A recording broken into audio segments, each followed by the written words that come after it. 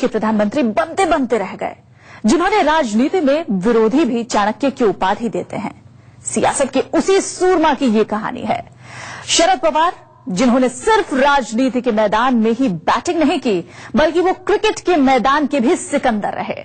वो शरद पवार आज 75 साल के हो गए हैं, जिन्हें हमेशा हर चुनाव में प्रधानमंत्री पद के दावेदार के रूप में देखा जाता रहा। वो शरद पवार जब 75 साल के हुए, तब इसकी वजह भी पता चल गई। कभी भी मिलिए और गन्ना से ऐसे गन्ना शब्द बोल दीजिए, आपको घंटे भर समझा देंगे गन्ना। He continued to bat as he has been doing and score a century at least. देश की राजनीति में सबसे बड़े धुर विरोधी नरेंद्र मोदी और सोनिया गांधी अगर एक ही शख्स की तारीफ के पुल बांधे, उनके 100 साल जीवित रहने की कामना करें, तो समझना मुश्किल नहीं उस शख्सियत का कद कितना ऊंचा होगा। आज शरद पवार न केंद्र में मंत्री हैं, न आज शरद पवार की सरकार महाराष्ट्र में है। उनकी राष्ट्रवादी कांग्रेस पार्टी की सियासी ताकत भी आज उतनी नहीं, लेकिन फिर भी कुछ तो है जो शरद पवार की पावर को यूं स्थापित करता है। कुछ तो है जिसने सबको 75 साल के शरद पवार का आज भी मुरीद बना रखा है। एक कालखंड आया, पूरा एक दशक आया कि जहां अंडरवर्ल्ड ने एक प्रकार से मुंबई के जीवन को तहस नहस कर दिया था और एक अंधकार सा माहौल दिख रहा था कि अगर मुंबई अंडरवर्ल्ड के हाथ में चला गया तो क्या होगा। और मैं कहता हूं कि शरदराव की हिम्मत थी और उनका कौशल्य था कि उन्होंने मुंबई को अंडरवर्ल्ड से बचाया। नरेंद्र मोदी शरद पवार की तारीफों का ये पुल उस दौर की यादों को ताजा करके बांध रहे थे। 1978 में जब महज 38 साल की उम्र में पहली बार महाराष्ट्र के मुख्यमंत्री बन गए थे शरद पवार। इसके बाद 1988 में पवार महाराष्ट्र की पावरफुल सियासत को साध कर चीफ मिनिस्टर की कुर्सी पर फिर बैठे। लेकिन जब 6 मार्च 1993 को महाराष्ट्र के मुख्यमंत्री की कुर्सी का ताज शरद पवार को मिला, तब वो दौर सबसे कठिन था, क्योंकि तभी 1993 में मुख्यमंत्री रहे शरद पवार के सामने मुंबई धमाकों ने बहुत बड़ा संकट खड़ा कर दिया था। लेकिन पवार की तब दिखाई गई कुशल प्रशासनिक क्षमता का लोहा आज तक माना जाता है। न यकीन हो तो राष्ट्रपति प्रणब मुखर्जी की जुबानी पूरी कहानी सुनिए। Just around 6th or 5th December, he took over as the chief minister, and in less than a week, the series of blasts took place in Bombay, which is known as Bombay blasts. And without any wastage of time, he brought back normalcy in the economic nerve center of India, which was appreciated by ever critical media, and they particularly choose a phrase which still I remember: Salam Bombay, Salam Sharad Pawar ji, Salam Bombay.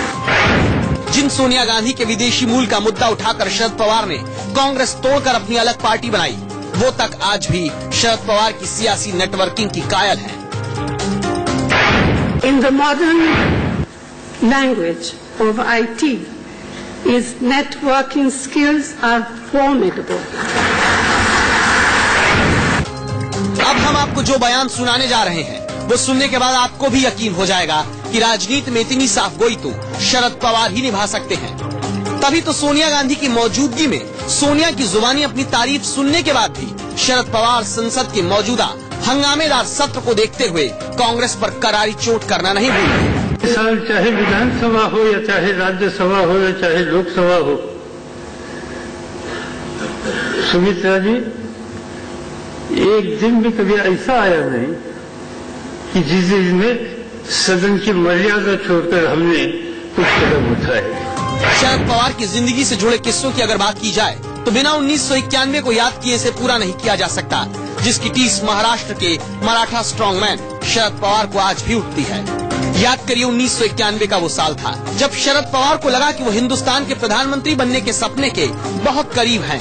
ये राजीव गांधी के बाद का युग था और कांग्रेस सत्ता में आई थी, लेकिन पीवी नरसिम्हा राव के नेतृत्व में उन्हें रक्षा मंत्री पद से संतोष करना पड़ा।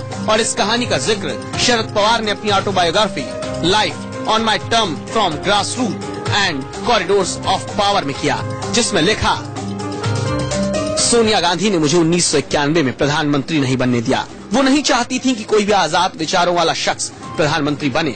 कांग्रेस के बड़े नेता मुझे लंबी रेस का घोड़ा मानते हैं और कहते थे कि अगर मैं प्रधानमंत्री बन गया तो ये गांधी परिवार के लिए अच्छा नहीं होगा।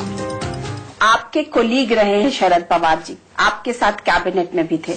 उनकी आज ही ऑटोबायोग्राफी आई है, उसमें 2 चीजें उन्होंने बड़ी अहम कही हैं। जब नरसिम्हा राव जी बने थे तो सोनिया गांधी ये चाहती थी कि कोई तेज तर्रार व्यक्ति जो है वो प्रधानमंत्री न बने। अच्छा, और शायद मुझसे ज्यादा इसमें कोई प्रवी नहीं होगा, क्योंकि राजीव जी के साथ